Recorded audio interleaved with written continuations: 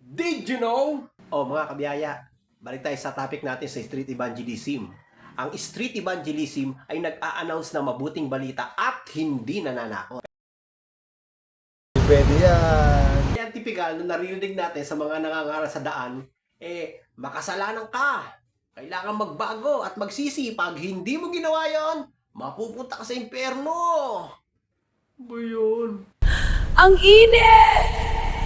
Kaya anong response ng tao? Natakot, kaya nagsisi. Nagbagong panandalian, bandang huli na burnout. Isipin ninyo na kung ang tao ay nagsisi dahil natakot mapunta sa impyerno, aba, anong klaseng pamumuhay yun? Magagawin nun.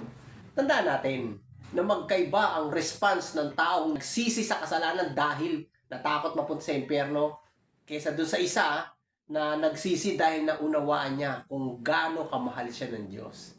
Tignan niyo tong response na to Ang taong nabuhay dahil sa takot o nagsisi dahil sa takot, punong-puno ng hipokrasiyan. Pero ang tao na nagsisi dahil naunawaan niya kung gaano siya kamahal ng Diyos, kusang lumalabas yan. Paggawa ng mabuti, simple na lang sa kanya. Kasi nauunawaan niya, minahal siya ng Diyos kahit hindi siya karapat-dapat. Ano ba sabi ni Jesus sa Luke 7:47? Sinasabi ko sa inyo, ang pinatawad ng malaki ay malaki rin kung magmahal.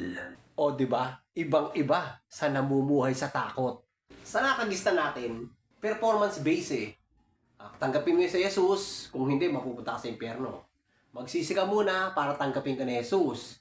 Magbago ka, tanggalin mo yung mga bisyo mo para hindi ka mapunta sa impyerno. O din gagawin mo, magpe-perform ka na magpe-perform, taliwas doon sa ginawa ni Kristo.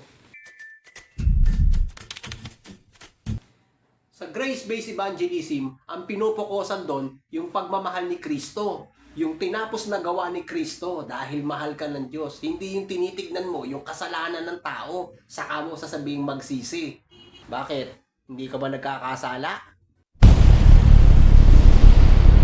At isa sa pinakarampant na ginagawa nila, pag nagsasalita yan, ganito, tanggapin mo si Kristo o kung hindi, mapupunta ka sa impyerno. Ayoko dito!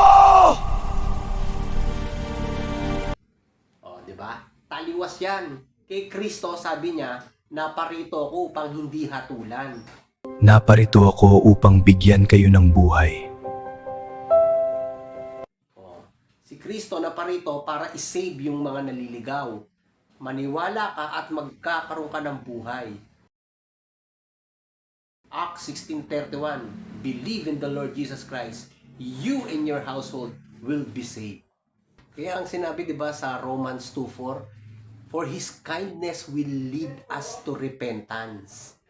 Diba? Ang kabutihan ng Diyos ang magpapaunawa sa atin at mag-uudyok sa pagsisisi.